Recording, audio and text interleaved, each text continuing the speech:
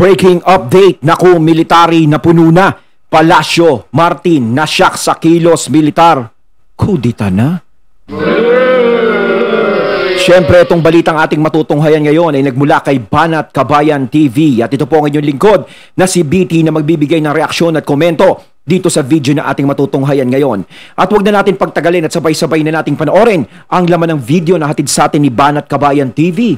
At bibigyan natin ng reaksyon ng balitang ito. Pasok! Gusto kong i-share sa inyo. Ayon, syempre bago natin simulan ang videong ito, nais ko nga pala magbigay ng credits dito sa boses na madidinig natin ngayon at bibigyan ng reaksyon. Walang iba kundi si General Macanas. Ayan, the General's Viewpoint. Shoutout po and credits po. Tuloy natin. Ang post ni Crisette Laureta Chu tungkol sa mga men and women in uniform. Sabi ni Crisette, nagsisimula ng magalit sa pangyayari sa ating gobyerno. Nako. Ito, posted 20 hours ago. Sabi niya, nako, yung mga men in uniform. Nako, kapag sila na, no? Ang dami nang nagagalit ngayon kung tutuusin. Marami din akong nakakausap na iba't ibang mga tao na halos mga negative na yung sinasabi nila. Halos hindi na positive. Hindi katulad dati nung panahon ng eleksyon, di ba? Buong kumpiyansa sila na magkakaroon ng pagbabago. Talagang puro positive vibes ang natatanggap mo. Talaga ngayon, puro negative. Grabe. the beginnings of anger from men in uniform.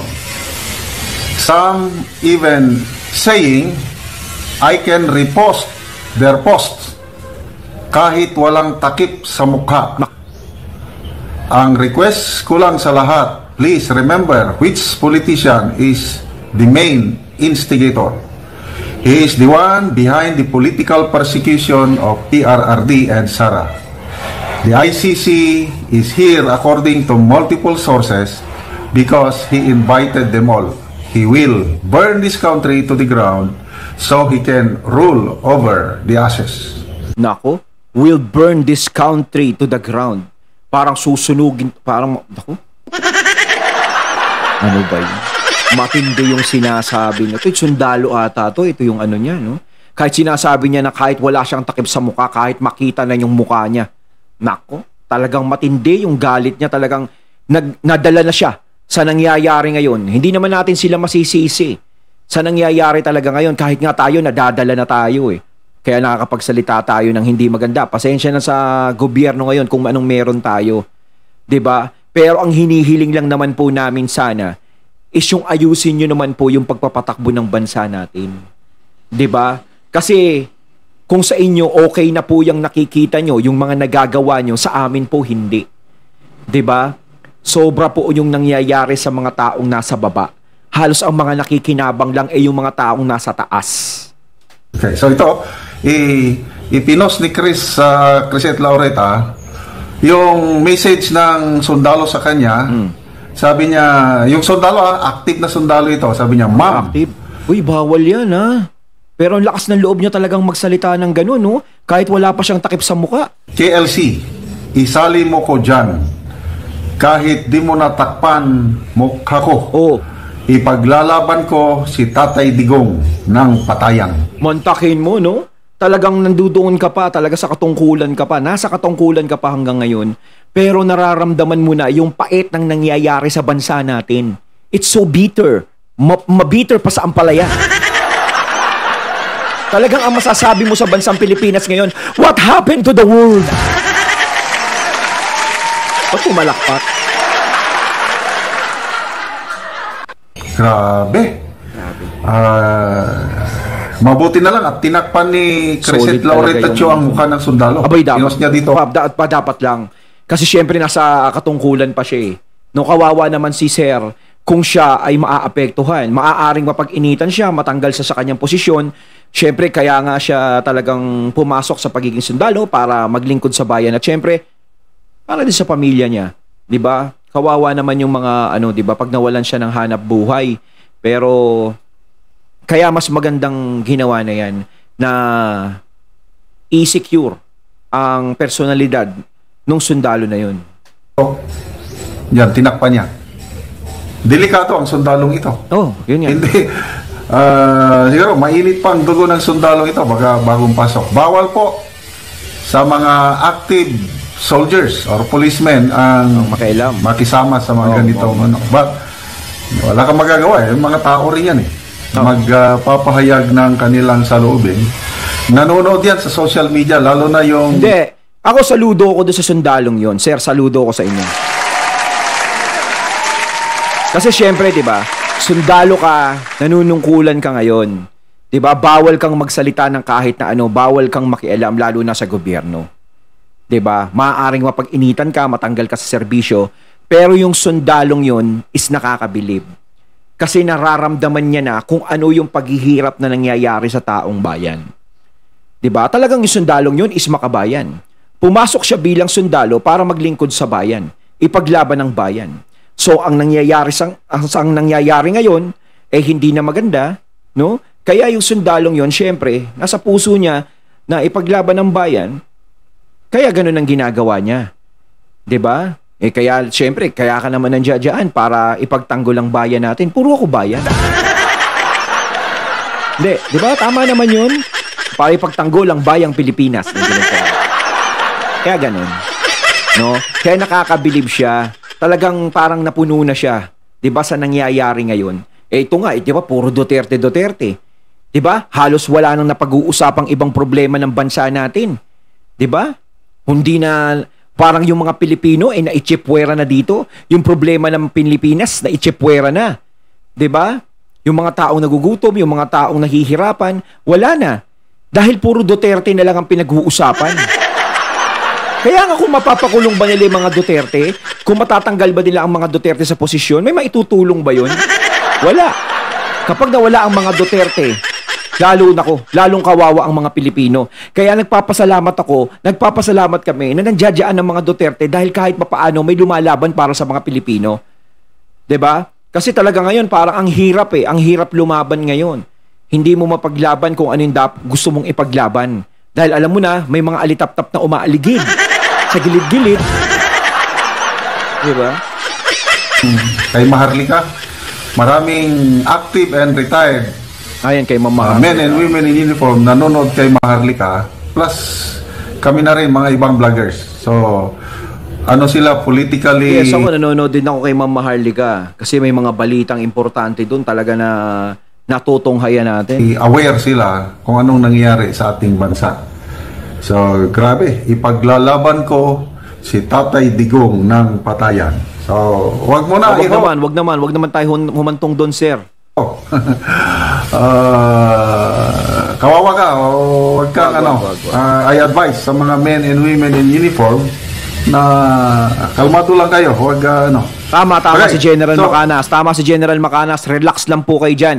Naiintindihan namin kung ano ang bugso ng damdamin ninyo at saludo kami sa mga ginagawa nyo ngayon, no? Dahil talagang nag-aalala kayo sa ating bansa, sa kapakanan ng mga Pilipino.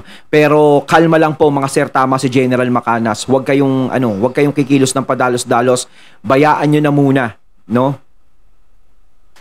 Itong post ni Crescent Laurita Chu,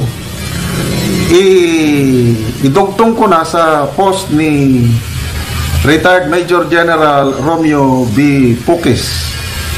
Ito ang sabi niya, corruption, military solution in the making. Kaliwat kanan na halos hindi na masawata na even ang ating Chief Presidential Legal Counsel Secretary Juan Ponce Enrile nag-post na sabi niya ngayon lang nangyari ito, weird na ang isang concrete bridge blown away by a typhoon.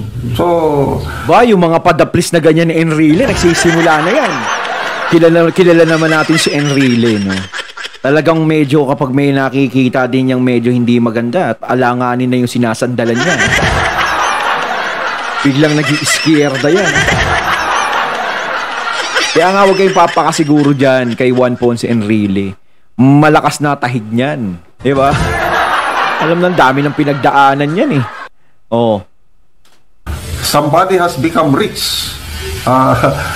Something is wrong. Sabi niya sa kanyang post 2 days ago. Something is wrong. may yumayaman dito.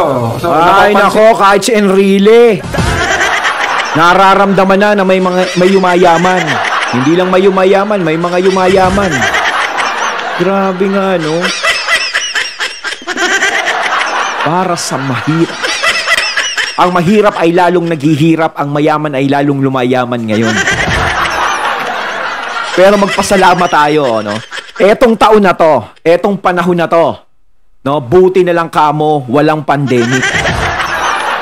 Dahil kung merong pandemic, mga katunay, hindi ko alam kung saan tayo pupulutin lahat. Hindi tayo matitigwak sa sa pandemic, matitigwak tayo sa gutom, malabang. Hindi ko alam kung saan tayo tatapon. Baka mamaya kahit putik, kainin na natin. Na ng karamihan, yung korupsyon sa all levels of government. So, ito yung sinasabi ni General Pukis. Pag hindi masawata ang korupsyon. Medyo parang bastos lang pakinggan pero si General Pukis yan. Saludo po rin sa inyo, sir. Yeah. Si General Pukis. Basta huwag kakalimutan yung S, Kailangan may S. Kasi pag naiwan niya yung S, medyo hindi maganda mag-ito. Darating ang panahon, according to this general, ang mga sundalo gagalaw. O basahin ko ang kanyang post, Corruption is so pervasive in and out of government, it is now a normal occurrence. It was even institutionalized by Congress through pork barrel allocation, congressional insertions, liquidation by certification, kickbacks, bribery, etc. It is evolving into a culture and very soon a national security problem. Worse, it is turning into a national menace, destroying the economic, social, and moral fiber of the country and people. On a daily basis, the people who give money to the government in the form of taxes are abused instead of being served.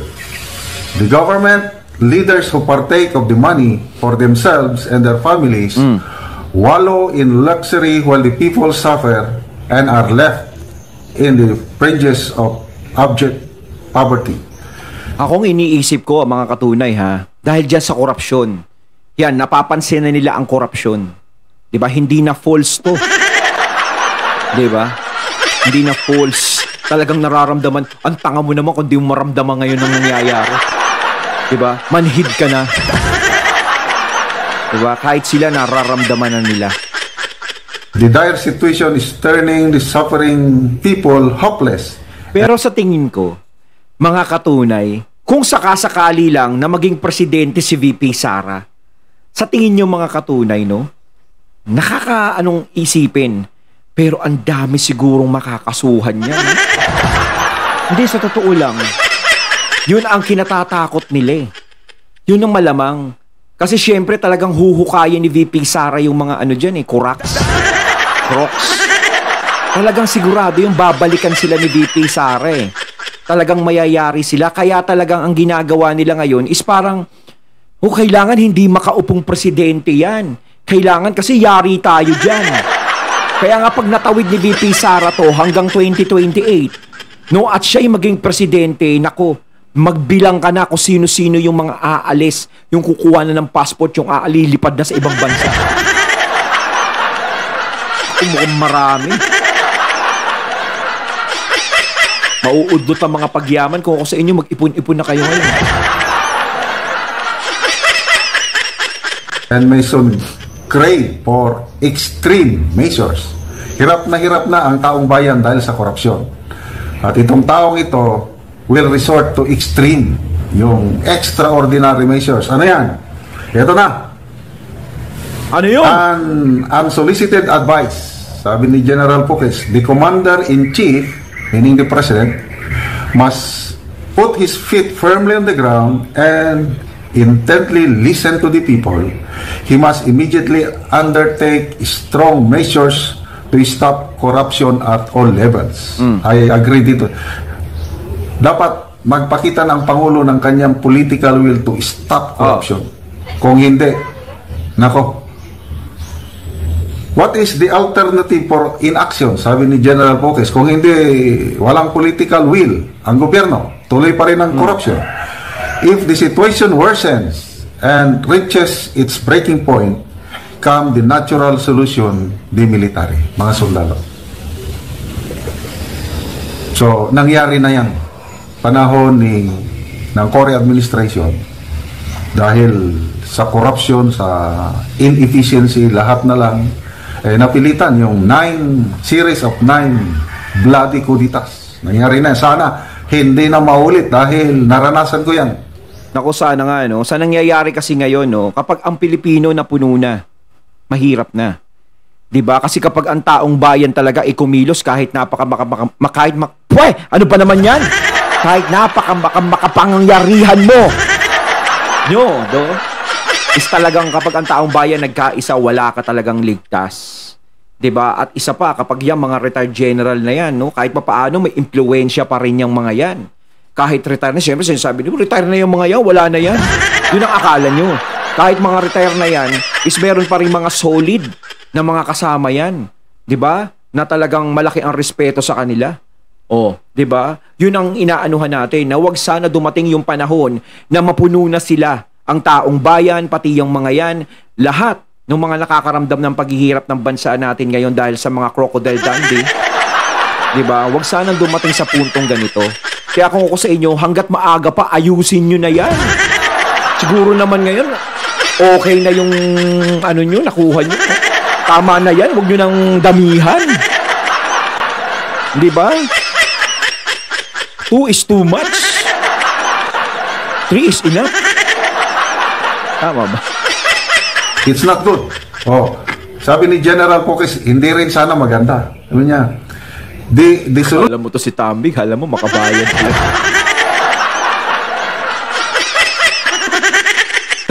Yung military action.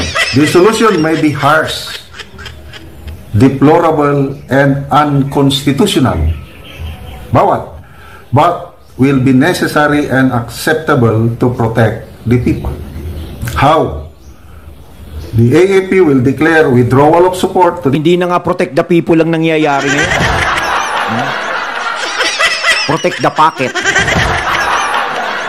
the Commander-in-Chief or an officer like Captain Ibrahim Traoré of Burkina Faso will rise to the occasion to rescue the people.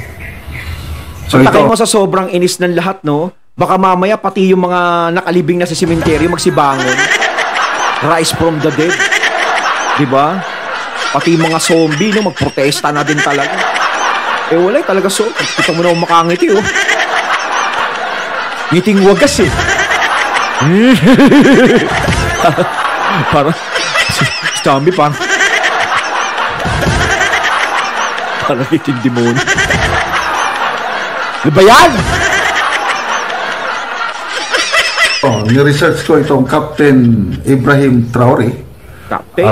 I think 2022 nag-lead ng uprising sa Burkina Faso at ito kahit maliit lang yung grupo niya dahil sa suporta ng mga tao, overwhelming people power, nanalo sila at na-depose yung existing government sa Burkina Faso. Then up to now, ito pa rin grupo ni Captain Ibrahim Traoré ang namumuno sa Burkina Faso. So, sana hindi mangyari ito sa ating bansa. Sana nga wag mangyari dito. Kaya sinasabi ko nga, hanggat maaga pa, ayusin nyo na yan. Na buong akala nyo lahat ay napapasunod, di ba? Kumbaga may limitasyon lahat yan. Lahat ng tao may PC yan, napuputol din yan. Di ba? Kasi kapag yan, mga nag-withdraw o di ba, mag-ano yan, di ba? Naku, problema yan. No, wag na sanang maulit yung mga nangyari dati. Tayo, ayaw naman natin ng kudeta na ganyan. 'Di ba? Syempre magugulo yung bansa natin, no? Kasi itong problema kasi talaga. Ewan ko ba? Mga busog na, nagpapakabusog pa kasi. Baka mamaya, maimpatyo na kayo yan. Hindi na kayo makatae. Pag impacho ka, hirap ka tumae, no?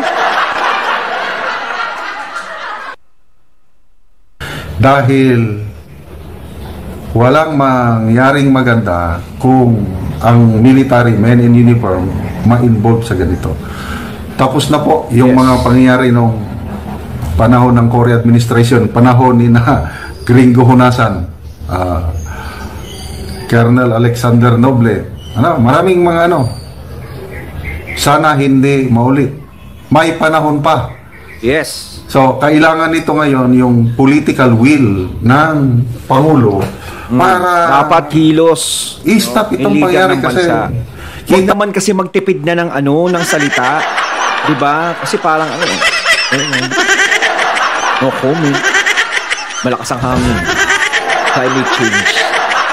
Dapat talaga yung sir, kung gaano katikas si tatay, 'di ba? Si tatay mo si FEM.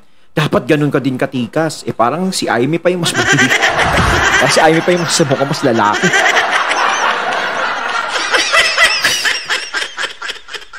Paninindigan lang ang kulang. Kita flood control projects. Pinagmayabang sa SONA. Yun pala. Wala ring kwenta. Ngayon, wala nang ayudang ipamimigay kasi sunod-sunod daw yung bagyo. Partida na yan, bagyo pa lang. Paano kapag nagkaroon ng pandemic? Diba? Si Tatay Digong halos 2 taon. Sinagupa yung pandemic. Diba? Eto, bagyo pa lang. Ilang buwan lang yan. Kapos na agad, namumroblema na. Diyos ko naman kasi pamigay ng kung ano-ano. Kaya sinasabi ko, diba? Iwinawalda sa walang kakwenta-kwenta, pamigay ng ayuda, pamigay ng ganito. Diba na hindi naman emergency? Kaya ngayong in case of emergency, wala tayong mahugo. Ito kasi talaga si Tambi, ang kulit. Check na tayo ng kalamidad. Grabe. Kailan kaya matitigil? Instead na mag-focus sa pag-stop sa corruption at iba pang national concern, yung paglaban sa inflation, pataas-taas ng presyo, kawawa ang nasa laylayan sa mahal na bilihin. Anong pina-priority? Yes. ICC. Quadcom. Paninira sa mga Duterte. Diyan sila magkakamali. Itong gusto nilang dugmukin, gusto nilang pulbusin ang mga Duterte. Mahihirapan sila dyan. Lalabas yung parang bulkan na sasabog ang galit ng taong bayan. At sana hindi na maulit yung kasaysayan natin, yung 9 bloody kudita, sana hindi na maulit. Kailangan kumilos na ang pamunuan ngayon to stop corruption at itong hindi magandang nangyayari sa gobyerno. Ayun, at ating natunghayan ng video na nagbula kay Banat Kabayan TV at syempre natunghayan natin ang boses na yun na binigyan natin ng reaksyon na nagbula kay General Macanas. Kayo mga katunay, anong masasabi nyo tungkol dito? Comment lang po kayo sa comment box. So once again, I'm BT and I'm out. Peace.